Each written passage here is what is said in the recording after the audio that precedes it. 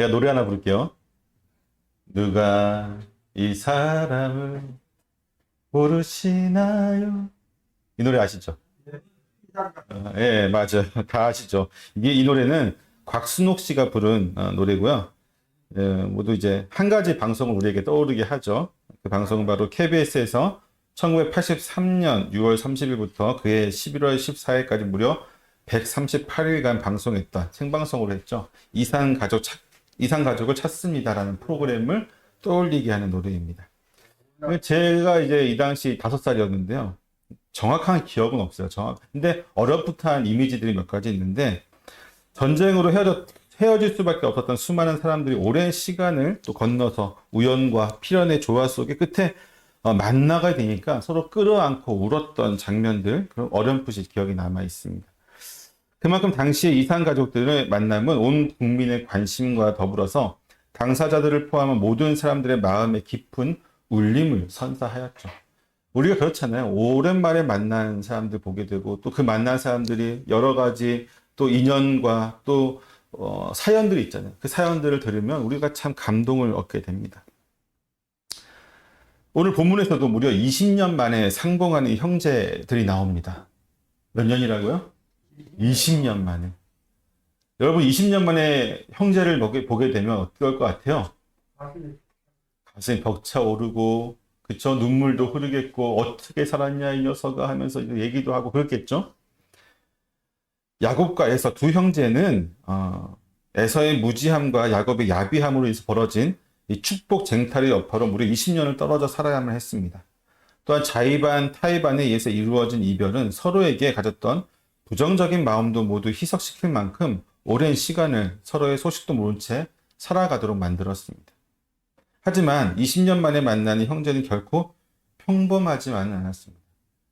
처음 만나는 그 장면에서는 우리가 생각했던 이산가족을 찾습니다의 장면처럼 부둥켜 안고 울고 막 어루만지면서 했지만 심상치가 않아요. 만남의 깊은 감정을 쏟아내는 중에도 그들은 결코 완전히 서로를 신뢰하지 못하는 것을 보게 됩니다. 이 형제는 왜 이럴 수밖에 없었는가? 이것을 우리가 오늘 좀 보려고 합니다. 지난주 이제 설교에서 이어지듯이 하나님과의 씨름 이후에 야곱은 드디어 에서를 만나는 데 있어서 완전한 자신감을 얻게 됩니다. 이미 하나님이 명령도 하셨고 군대도 마하나임 군대도 보내주셨고 또 여러 가지 또 라반에 맡기도 하시면서 여러 가지로 하나님이 야곱을 보호하고 있고 함께하고 있음을 수차례 걸쳐서 얘기했지만 야곱은 확신이 들지 않았어요. 그러니까 떠날 정도의 용기는 있었는데 라반의 집을 떠날 정도의 용기를 했지만 에서를 완전히 만나서 어떻게 해야 될지는 확신이 온전히 서지 못했습니다. 하지만 지난밤에 있었던 그 하나님과의 씨름에서 승리하고 하나님이 이스라엘이라고 하라. 너의 이름을 더 이상 야곱이라고 하지 말고 사기꾼, 속이는 자처럼 이름을 쓰지 말고 이제는 하나님을 이긴 자, 그리고 사람을 이긴 자라고 하는 뜻의 이스라엘이라는 뜻을 이름을 주죠. 그리고 나서 자신감을 갖게 됩니다. 비록 다리는 절고 있었지만 그의 마음은 더 이상 두려움과 답답함이 남아있지 않았습니다. 그때 이제 그가 앞에 가고 있을 때 눈을 들어서 보니까 400명의 장정을 거느리고 오는 에서의 모습을 보게 됩니다. 하지만 그 모습을 보는 이제 야곱의 마음은 이전과는 완전히 다른 마음이 되었습니다. 이전에 그였다면 400명의 장정을 거느리고 오는 에서의 모습을 발견하는 순간 어떻게 됐을까요? 걷잡을 수 없는 두려움에 어쩌면 모든 것을 버리고 도망갔을지도 모릅니다. 하지만 그는 더 이상 두려움에 떨던 이전의 야곱의 모습이 아니었습니다. 때문에 그는 담대히 에서를 만날 준비를 합니다. 하지만 여기에서도 그는 아주 만약의 경우를 생각하는 어떤 한 수를 준비합니다. 즉 하나님이 보호해 주신 것을 믿으면서도 그는 에서가 자신을 공격할 정말 만약에 하나의 경우의 수를 완전히 배제하지 않는 모습을 보여요. 때문에 어떻게 하냐면 야곱은 자기가 가장 사랑하고 아끼는 이 라헬과 또 그녀의 아들인 요셉은 가장 뒤에다 두고 그보다 덜 사랑하는 레아와 그의 아들들은 그 다음번에 두고 가장 앞에는 가장 많이 사랑하지 않는 여종들과 그들도 이제 부인이긴 하지만 여종들의 아들들을 가장 앞에 세우죠. 이렇게 단계별로 3단계로 나눕니다. 혹시라도 하나님이 이제 막아주시겠지만 피해를 입게 되면 적어도 내가 가장 사랑하는 이 사람들만큼 보호하겠다. 좀 그렇죠. 현대인의 입장에서 보면 아버지가 너무나 레아의 자식들과 여종들의 자식들은 우리 아버지 진짜 편애가 너무 심하구나 라는 생각이 들 정도로 좀 그런 모습을 보이고 있습니다. 정말 만약의 경우를 대비한 최후의 대비책인 것이죠. 혹시라도 최악의 상황에 직면하게 되더라도 정말로 라헬과 야곱만큼 라헬은 정말 사랑하기 때문에 요셉만큼 살리고자 했던 것입니다. 하지만 이런 모습은요, 그의 치밀하고 계획적인 성격에서 기인한 것이 결코 믿음이 없어서 그렇게 한 것은 아니에요. 하나님을 믿지 못하기 때문에 이러한 수를 차례대로 이렇게 놓는 수를 둔 것은 아니었습니다. 단지 성격상 그런 거예요. 우리도 그렇잖아요. 믿음 생활을 하는데 똑같이 믿지 않아요. 아무리 믿음이 좋아도 성격이 다르면 그 성격대로 믿는 모습이 있어요. 정말 어떤 사람은 지적인 어떤 습득을 통해서 하나님에 대한 믿음이 더 커지는 사람이 있는 반면에 어떤 사람은 열정적으로 주의 일을 행할 때 믿음이 커지는 사람도 있고 다 다양하잖아요. 그렇기 때문에 이것도 그래요. 믿음이 없어서가 이미 왜냐하면 어디서 나타나냐면 그렇게 세웠음에도 불구하고 야곱 자신은 어디에서요? 가장 앞에 가서 가장 앞에 가서 믿음이 없으면 할 수 없는 모습이죠. 야곱이 그전 같았으면 어땠어요? 이미 다 보내고 나서 자기도 갈까 말까 맨 뒤에서 그냥 민기적거리면서 갈지 말지 했었는데 씨름을 하고 나서 자신감을 얻고 이제 완전하게 대한 하나님에 대한 믿음을 갖게 된 이후에 그는 비록 혹시라도 몰라가지고 그의 어떤 머리로서 자기 가장 사랑하는 가족들은 가장 뒤에 두지만 본인은 어디에 섰냐? 맨 앞으로 갔었습니다.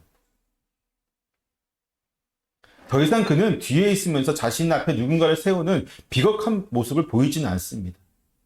그만큼 이제 하나님을 신뢰하고 믿는 것이죠. 또한 그는 에서 앞에 나아갈 때에 무려 몸을 7번이나 굽히면서, 그러니까 땅에 7번 절하면서 나아가고 있어요. 이러한 행동 역시 그가 두려워서 행하는 것이 아니라 겸손함으로 나아가는 모습입니다. 우리가 착각하면은 이 야곱이 7번 절하면서 앞에 나가는 게 굉장히 형을 무서워서 또 형이 정말 어떻게 하면 형 앞에서 목숨을 구걸하는 모습처럼 보일 수도 있지만 그렇지 않아요. 정말로 형을 존경하고 겸손하고 또 형에게 나의 모든 자신의 잘못을 인정한다는 마음에서 이렇게 나아가고 있습니다. 이런 행동은 마치 왕의 앞으로 나아가는 신하의 모습을 지극히 공경하는 신하의 모습을 보여주고 있죠. 즉 야곱은 에서에게 자신을 종이라고 칭하는 것과 동시에 자신의 모습을 지극히 높은 왕을 아련하는 것과 같은 모습을 나타냄으로써 에서를 높이고 자신의 모습을 낮추고 있습니다. 그리고 이러한 행동은 에서와 400명의 장정들이 두려워서가 아니라 지난날의 자신의 잘못을 인정하는 것이며 동시에 완전한 용서를 구하는 것. 내가 이렇게나 잘못했습니다. 우리가 그렇잖아요. 진심으로 용서할 때는요, 우리의 모습을 최대한 낮추는 모습을 보이잖아요. 우리에게 잘못한 사람이 용서를 구하러 왔을 때 그 사람의 태도를 보면 이 사람이 진심이냐 진심이 아니냐가 충분히 드러나요. 어떤 사람은 어쩔 수 없이 그냥 마지못해서 하는 죄의 용서 구함이 있고요. 어떤 사람은 정말로 내가 잘못했다는 것을 깨닫고 진심으로 회개하는 마음으로 용서를 구하는 사람이 있습니다. 그게 일단 눈에 보이죠. 행동에서 나오는 거죠. 지금 야곱이 7번 절하면서 내 주여 종이요 이런 말을 하는 것은 그만큼 자신이 형에게 얼마나 큰 잘못을 했는지를 알고 있다. 형 제발 나 좀 용서해 주십시오. 내가 너무나도 크게 잘못했습니다. 회개합니다. 그런 모습을 보여주고 있는 것입니다. 그러한 야곱의 모습을 발견한 에서는 어떻게 합니까? 달려와서 그를 안고 입맞추면서 울고 맞이하는 모습을 보게 됩니다. 그리고 형의 눈물을 본 야곱 역시 에서를 보고 안고 울죠. 눈물을 흘립니다. 우리가 아까 처음에 얘기했던 이산가족 상봉의 모습을 그대로 생각나게 하는 장면이 지금 나오고 있습니다. 그동안에 미워하고 원망하였던 세월이 무색하게 그들은 서로에게 대한 어떠한 악감정도 겉으로는 적어도 내비치지 않고 있습니다. 특히 이 400명의 장정을 이끌고 달려온 에서는 마치 아무 일도 없었다는 듯이 지금 행동을 하고 있어요. 그에게 어떤 심경의 변화가 있었기에 이런 모습을 보였는지 우리가 잘 알 수는 없지만 분명히 400명의 장정이라고 하는 것은 큰 위협이었습니다. 에서가 400명의 장정을 이끌고 온다는 소식만 듣고도 야곱의 마음이 쿵 내려앉았잖아요. 답답하고 두렵고. 하지만 그 어떤 야곱에게 위협도 가하지 않는 것을 보게 됩니다. 오히려 잃어버렸던 어떤 사랑하는 동생을 만난 인자한 형의 모습, 정말 사랑에 많은 어떤 그런 형의 모습을 지금 보여주고 있죠. 한동안 그렇게 서로를 안고 울었던 형제는 이제 어느 정도 마음이 진정되어서 서로 간에 대한 대화를 나누기 시작합니다. 에서는 이제 야곱에게 시선을 돌려 주위에 있던 여인들과 자식들을 보고 야곱에게 이들은 누구냐라고 묻습니다. 그러자 야곱은 하나님이 주의 종에게 은혜로 주신 자식들입니다 라고 대답을 하죠. 누가 주셨다고요? 하나님이 은혜로 주신 자식들. 하나님을 강조하고 있어요. 그리하여 여종들과 레아 그리고 라헬의 순으로 각각의 자식들과 함께 나아와서 에서에게 절을 하고, 그러니까 올해 처음 보는 이제 시아부 주버님하고 이제 인사를 나눈 장면이 나오는 거죠. 이어서 에서는 왜 자신에게 가축대를 주었느냐라고 묻습니다. 내가 오면서 가축대를 9대의 어마어마한 가축대를 만났는데 왜 주었냐고 물어보고 있죠. 그것이 무엇이냐? 에서는 야곱을 만나러 오는 과정에서 9 가축대를 차례로 만나게 되었는데, 그리고 그 가축대를 인도하였던 야곱의 종들에게 분명히 이 야곱이 자신에게 주는 예물이라고 하는 사실을 분명히 들었을 것입니다. 몇 번이나 들었어요? 무려 9번이나 들었습니다. 그럼에도 불구하고 그는 자신이 전혀 아무것도 모르는 어떤 순진한 사람이라는 것처럼 야곱에게 다시 묻고 있죠. 오면서 가축대를 만났는데 그 뭐야? 하고 이거 물어보죠. 되게 순진한 표정으로 물었던 것 같아요. 에서는 자신에게 주어진 예물을 야곱의 입을 통해 다시 한번 확인받고 싶었던 것 같습니다. 아마도 그는 야곱을 치기 위해 오는 중에 야곱이 보낸 9무리의 가축대를 차례대로 만나게 되면서 마음이 많이 바뀌게 되었을 것입니다. 야곱의 노력에 빛을 발한 것일 수도 있겠지만 그 모든 과정에서 하나님이 에서의 마음을 선물을 받아들이도록 바꾸지 않았다면 불가능했겠죠. 어쩌면 더 큰 욕심을 가지도록 만들어서 지금의 상황에서는 인자한 모습을 보이도록 만들었을지도 모르겠습니다. 우리가 에서의 마음을 정확히 알 수 없죠. 그 속마음이 어찌되었든 야곱은 에서에게 은혜를 입기 위해서, 즉 용서를 받기 위해서 선물을 보냈다고 말합니다. 에서는 마치 너그러운 형이 된 것처럼 어떻게 반응을 하죠? 나의 소유도 넉넉하니까 괜찮으니까 넣어도 나 안 줘도 돼. 굳이 받지 않겠다고 한 번 정도 겸양의 말을 하고 있습니다. 하지만 야곱은 다시 한번 간곡하게 자신의 예물을 받아줄 것을 청합니다. 10절을 한번 같이 읽어볼까요? 10절입니다. 시작. 야곱이 이르되 그렇지 아니하니라. 내 눈앞에서 은혜를 입었사오며 청하건대 내 손에서 이 예물을 받으소서. 내가 형님의 얼굴을 배우즉 하나님의 얼굴을 배워 같이 싸우며 형님과 나를 기뻐하시리이다. 아멘. 야곱은 자신을 정말로 좋게 여긴다면, 형이 나를 정말로 좋아한다면 자신의 예물을 절대로 거절하지 말아달라고 청합니다. 그리고 그는 형의 얼굴이 누구의 얼굴이었다고요? 하나님의 얼굴을 뵙는 듯하다고 하는 극상의 아부를 합니다. 어디 감히 인간의 얼굴을 하나님의 얼굴과 비교합니까? 최상의 아주, 우리가 봐도 이건 아부가 뻔한 그런 말을 지금 하고 있어요. 신성 모독이라고도 해도 할 말이 없을 정도의 말을 하고 있는데, 결국 이제 이런 말까지 하게 되니까 어떻게 됩니까? 그러니까 당신의 얼굴이 하나님의 얼굴, 이건 무슨 얘기냐면요, 하나님의 어떤 사랑과 인자함이, 그 넓은 마음이 당신의 얼굴에 드러났습니다. 그렇게까지 얘기하는데 안 받으면 쫌생이가 되는 거거든요. 받을 수밖에 없습니다. 어쩔 수 없이 이제 받아들이게 되죠. 사실 이제 에서가 야곱의 예물을 받아들이는 것과 받아들이지 않는 것에는 매우 큰 차이가 있습니다. 무엇이냐면, 에서가 예물을 받아들이면요, 그것은 공적으로 야곱의 모든 죄를 용서했다, 완전히 용서했다라고 하는 중요한 증거가 되어집니다. 만약 에서가 야곱의 예물을 받고도 야곱에게 죄를 묻게 되면 그것은 에서를 따라왔던 장정들은 물론이고 하나님 앞에서 모든 명분을 잃는 일이 돼요. 이는 에서가 예물을 받게 되면 야곱은 더 이상 자신과의 과거의 관계에 대한 그 잘못에 대한 죄를 책임지지 않아도 되는 것이죠. 형 에서에게 더 이상 종과 같은 모습으로 나아갈 필요도 없게 되는 것이죠. 반대로 얘기하면 만약에 받지 않으면 용서하지 않는 게 돼요. 겉으로는 어떻게 됩니까? 아, 내 사랑하는 동생아 안고 입을 맞추고 엉엉 울면서 그동안 어떻게 살았니? 뭐 이렇게 했으면서도 받지 않는다. 아, 우리 형은 나를 안심시킨 다음에 나를 어떻게 해코지 하려고 지금 연기를 하는 거구나. 이런 모습밖에 되지 않는 거죠. 그러니까 받을 수밖에 없었습니다. 때문에 야곱의 간곡한 청에 더 이상 에서는 이 예물을 받지 않을 명분이 사라지게 되었습니다. 때문에 그는 야곱의 예물을 일단 받게 됩니다. 어쩌면 에서는 될 수 있으면 야곱의 예물을 받지 않기를 원하였을지도 모릅니다.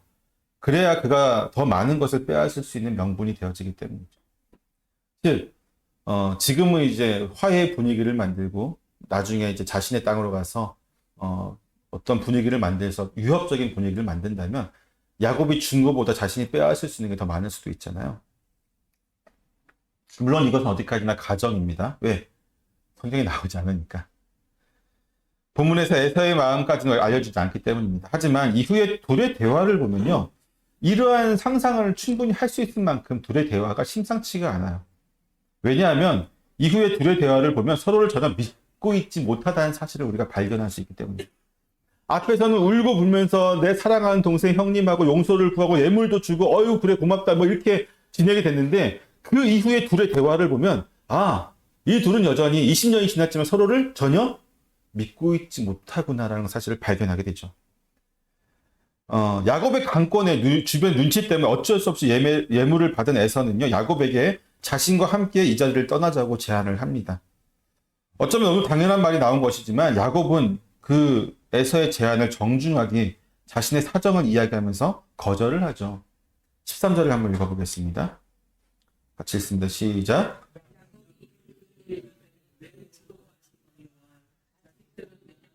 내게 있는 양떼와 소가 새끼를 데리고 있은즉 하루는 지자생에 물며 모든 배가 죽으리니. 자, 야곱의 말이 어때요? 타당해 보입니까? 야곱의 말이 일견 타당해 보이기는 하지만 우리는 이미 야곱이 라반의 집을 떠나면서 하루에 무려 5, 60km씩 이동했던 사실을 잘 알고 있습니다. 어마어마한 거리를 이동했죠. 여러분, 하루에 50km, 60km를 이동하려면 어떻게 되는지 아세요? 우리가 평균 걸어가는 속도가 보통 한 3km 정도 되거든요. 그냥 이제 조금 빠른 걸으면 4km 정도요. 3km를 걸었다고 하면은 20시간을 걸어야 돼요. 그러니까 그냥 천천히 우리가 보통 걷는 걸음으로 가서는 도저히 도달할 수 없는 거리가 50km, 60km의 거리입니다. 그러니까 조금 빠른 걸음으로 해서 빠른 걸음으로 해도 4km, 5km인데 그렇게 10시간에서 15시간을 가야 돼요. 중간중간 쉬는 시간을 하면요. 상상할 수 없는 거리입니다. 그 거리는. 어마어마한 거리죠. 이미 라반의 집을 떠나면서 야곱은 50km, 때로는 60km씩 이동을 하였던 사실을 우리는 알고 있기 때문에 지금 야곱이 에서에게 하는 말은 뭐예요? 같이 가기 싫어서, 형을 따라서 같이 가기 싫어서 핑계한다는 사실을 우리는 분명히 지금 알 수 있는 거죠. 그러자 에서는 어떻게 얘기하냐면 자신의 종 몇 사람을 너의 곁에, 야곱의 곁에 머물게 하겠다라고 말합니다. 이것은 표면적으로는 두 가지 이유 때문인데, 즉 하나는 자신의 종들이 야곱의 사람들과 재산을 보호하여 줄 것이라는 것이고, 다른 하나는 그들이 에서, 즉 자신이 머물고 있는 곳까지, 그 땅까지 잘 인도하여 줄 것이라는 이유, 이 두 가지 이유 때문에 자신의 종들을 너의 곁에 머물게 하겠다라고 합니다. 하지만 그 내면의 뜻은 조금 달라요. 내면의 뜻은 야곱이 자신의 품에서 도망치지 못하게 하겠다는 의지를 가지고 있는 것입니다. 너가 도망치지 말고 나 있는 곳으로 무조건 와야 돼. 어떤 그런 마음이 있는 것입니다. 에서는 동생 야곱을 여전히 믿지 못하고 있습니다.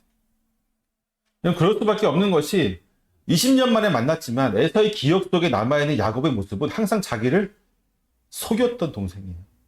자신을 이용해 먹었던 동생, 속이는 동생. 20년에 만나가지고 회유를 풀었지만 여전히 믿을 수 있겠어요? 없었겠어요?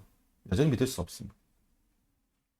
에서는 아마도 동생의 수많은 재산이 탐이 나서 그를 자신의 지역을 데리고 와서 빼앗거나 혹은 라반과 마찬가지 이유로 하나님의 은혜를 받고 있는 동생을 통해서 자신 역시 지속적으로 큰 부를 축적하기 위해서 야곱을 데려가려고 하였을 것입니다.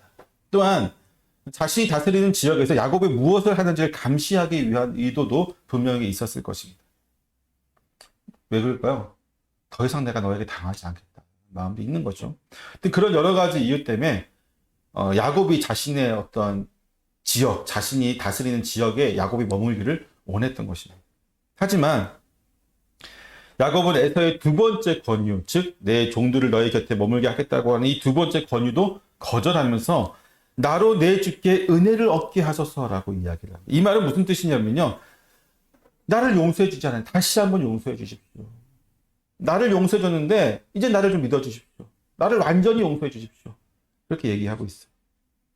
앞서 자신을 용서하고 동생으로 맞아준 것처럼 이 사실이라면 이제 자신을 놓아달라고 강구하는 것입니다. 만약 이러한 상황에서 에서가 함께 가자고 더 강하게 강요하게 되면 동생을 받아들이며 행한 자신의 모든 모습이 어떤 게 되는 거예요? 거짓이 되는 거예요. 그러면 함께 온 모든 이들에게 400명의 장정들을 데리고 왔잖아요. 이 사람들이 전부 다 에서의 어떤 부하들이 아니에요. 주변에 같이 살던 사람들, 이웃들부터 해가지고 내 동생이 오고 있는데 재산이 많다고 하니까 뺏어가지고 우리 나눠 갖자고 꼬셔가지고 온 사람들이거든요. 꼬셔가지고 왔는데 이 사람들은 그럼 지금 명분이 중요한 거예요. 이 사람들은 야곱과 에서가 어떤 대화를 나누냐가 되게 중요한데 그 사람들 앞에서도 명분이 서지 않는 거죠. 못난 형이 될 뿐입니다. 그러면 때문에 에서는 여기서 포기하죠. 더 이상. 그는 야곱에게 자유를 주고 세일로 돌아갔습니다.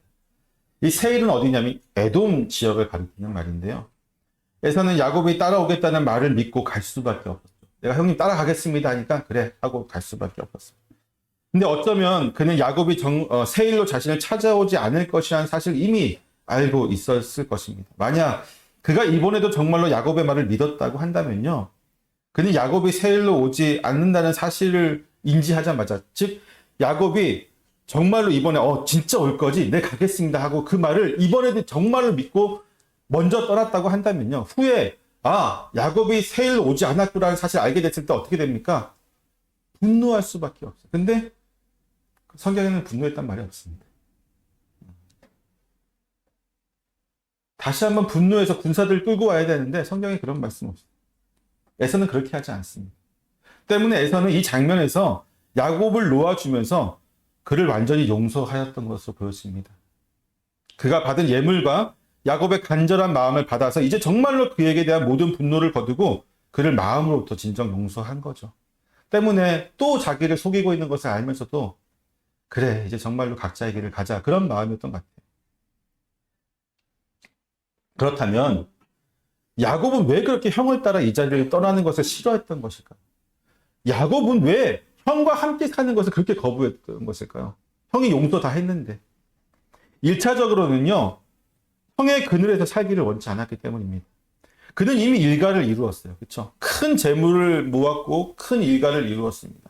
자신의 소유를 통해서도 충분히 스스로 생존할 수 있고 세력을 형성할 수 있는 상태였습니다. 즉 형의 보호가 아니더라고 하더라도 그는 충분히 생존할 수 있는 상태라고 하는 것이죠. 또한 그는 하나님의 축복을 받고 있었기 때문에 그가 가진 재물은 이후에 점점 더 커질 수밖에 없어요. 결국 어떻게 될까요?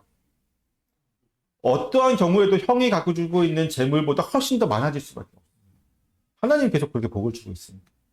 그러면 여러분, 지금은 내 동생이 이뻐 보인다고 할지라도 내 동생이 나보다 똑같이 노력하거나 좀 똑같이 일을 했는데 나보다 몇십 배 더 크게 된다 하면 여러분 어떤 마음이 될 것 같아요? 형의 마음으로서. 배가 아프죠. 뺏고 싶은 마음으로 다툴 수밖에 또 없죠. 만약 그가 형의 그늘 아래에서 거했다면 그가 가진 재물이 형을 능가하게 되는 그 순간에 형의 욕심을 불러일으키고 또 이 일은 분란의 씨앗이 될 수밖에 없을 것입니다. 또한 마지막으로 그는 아직 형이 자신을 완전히 용서한 것을 믿을 수가 없었어요. 여전히. 형이 정말로 나를 용서했는지를 알 수가 없었습니다. 만약 형의 마음이 여전히 분노하고 있다면 세일로 가는 것은 스스로 불구덩이 속으로 향하는 것과 다름없는 것이죠. 이러한 이유들로 인해서 그는 형과 함께 살기를 거절했던 것입니다. 하지만 이거는 인간적인 이유고요. 표면적인 그보다 더 중요한 큰 이유가 따로 있습니다. 그것은 무엇이냐면 14절 한번 읽어볼까요? 14절. 시작. 주는 종보다 자식들의 거름대로 천천히 인도하여 세일로 가서 내 주께 나아가리라. 14절에서 야곱이 말하고 있듯이 에서가 그와 함께 가고자 하는 그 지역은 어디였냐면 세일이었어요. 세일. 그리고 세일은 하나님의 축복이 약속된 가나안 땅이 아니었습니다. 때문에 세일 땅으로 가는 것은요, 한마디로 얘기해서 하나님의 축복에서 벗어나는 일입니다. 그것은 아무리 새롭게 화해한 형의 권유라고 하더라도 지킬 수 없는 일이죠. 하나님의 약속하신 땅을 벗어난다는 것은요, 그가 하나님의 보호하심을 벗어나는 일이라고 할 수 있으며, 또한 하나님의 약속의 유업을 포기한다는 것 같습니다. 이것은 한마디로 얘기하면 하나님의 백성이 되기를 내가 포기하겠습니다. 믿음을 저버리겠습니다. 나는 언약 백성이 되지 않겠습니다. 이 말이에요. 하나님에 대한 믿음을 포기하는 것입니다. 하나님과 전혀 연관되지 않는 삶을 살겠다 하는 것과 전혀 다를 바가 없는 것입니다. 즉, 하나님은 우리를 선택해 주셨지만, 나를 선택해 주셨지만, 이제 다른 사람 선택해왔어요. 나는 이제 더 이상 하나님과 연관되지 않겠습니다. 그런데 어떻게 야곱이 에서를 따라서 세일 땅으로 갈 수 있겠습니까? 하나님을 포기할 수 있는 것은 아니죠. 때문에 이 야곱은 세일로 가지 않고 숫곳으로 가서 임시 거처를 만들고 거기 잠시 머물게 됩니다. 그는 다시 한번 형 에서를 속일 수밖에 없었습니다. 하지만 그가 형 에서와 만난 그 자리에서 에서의 요구를 반대하고 즉각적으로 거절하게 됐다면, 자신은 세일 땅에 가지 않을 것이라고 했다면요, 뜨거웠던 둘의 상봉은 급격하게 식게 되었을 것입니다. 주변의 많은 사람들 역시 순식간에 긴장하게 되었을 것이고요. 야곱의 거짓말은 에서와 야곱 모두를 위한 것이었습니다. 때문에 에서 역시 어쩌면 알면서도 속아 주었던 것이죠. 만약에 정말로 생각해 보세요. 뜨거운 상봉을 했어요, 둘이서. 눈물을 흘리며 상봉했고, 형이 어떤 제안을 했는데, 상봉하자마자 동생이, 난 싫어요. 딱 해버리면 급격하게 냉각되는 거죠. 때문에 속의 마음은 다 알고 있음에도 불구하고, 와라, 따라가겠습니다. 천천히 따라가겠습니다. 이렇게 거짓말을 하고, 또 속이는 모습을 보게 됩니다. 사랑하는 성도 여러분, 여러분을 사랑하는 누군가가 하나님의 약속의 땅을 떠나서 함께 다른 곳에서 살자고 권유한다면 어떻게 하시겠습니까?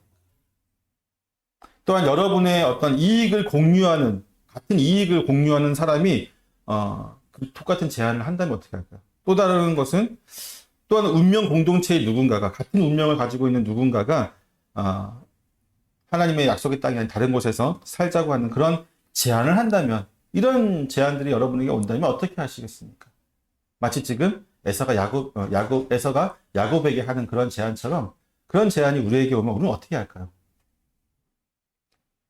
구체적으로 한번 얘기해 볼까요? 너무 막연합니까? 이익 공동체라고 그러고, 운명 공동체라고 하니까 좀 막연하죠. 구체적인 예를 들어서, 여러분의 가장 사랑하는 가족, 그 중에서도 나의 가장 사랑하는 배우자가 교회를 떠나자고 한다면 어떡합니까? 혹은 이단 무리에 빠져서, 내 사랑하는 배우자가 이단에 빠져서 정통교회를 빠져나와서 우리 신천지자들 이런 이단들 교회에 가서 예배를 드리자, 거기에서 신앙생활을 하자라고 제안한다면 어떻게 할까요? 또는 하나님의 말씀을 지키는 것보다 세상의 것을 더 사랑하자 권유한다면 어떻게 하시겠습니까? 그 모든 상황에서 여러분, 내 사랑하는 가족과 배우자, 내 형제 자매가 그렇게 얘기할 때 단호하게 그 모든 것들을 거절하고 뿌리칠 수 있겠습니까?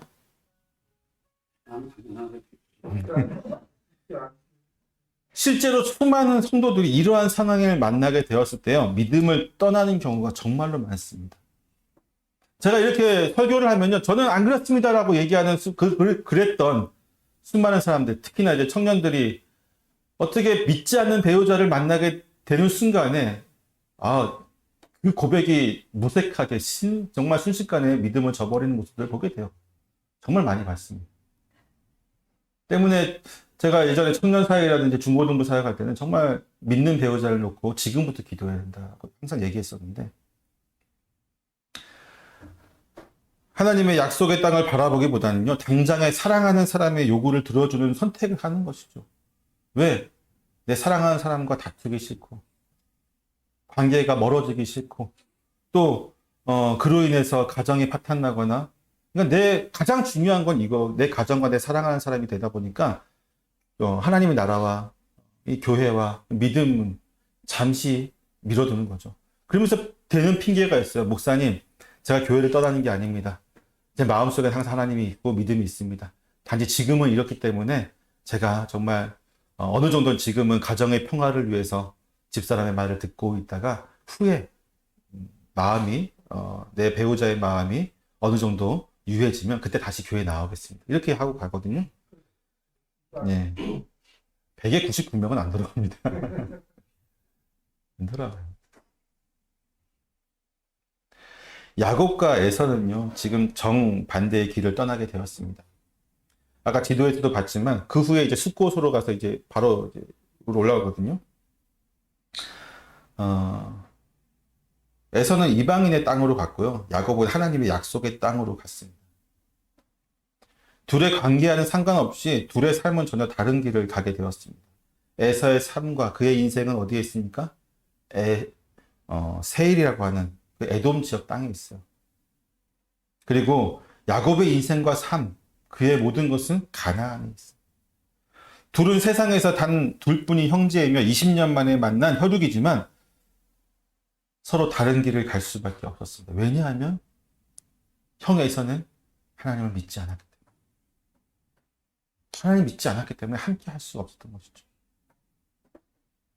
세상의 길과 하나님의 길은 결코 양립할 수 있는 길이 아닙니다. 세상을 사랑하는 사람은요, 하나님을 사랑할 수 없다라고 성경은 분명히 우리에게 경고하고 있습니다. 세상의 그 꿈과 비전을 품고 있는 사람은요, 결코 하나님 나라의 꿈을 꿀 수가 없습니다. 때문에 서로의 길이 다르다고 한다면요, 즉 믿음의 길과 세상의 길로 서로 걸어가야 할 길이 다르다고 한다면 그 둘의 관계가 가족이며 혈육이며 심지어 배우자라고 할지라도 함께 할 수 없는 것이죠. 아까 우리가 예배 시작하기 성경 이제 본문 들어가기 전에 성경 낭독 때 고린도전서를 읽었잖아요. 거기서 결혼한 자들에 대한 바울의 충고가 나오죠. 그 부분이 바로 여기와 연결되는 건데요. 다시 한번 볼까요? 한번 읽어보겠습니다. 고린도전서 7장 10절에서 17절입니다. 지금 이 말씀을 기억하시면서 다시 한번 볼게요. 자, 7장 10절에서부터 17절까지 한 목소리 한번 읽어보겠습니다. 시작.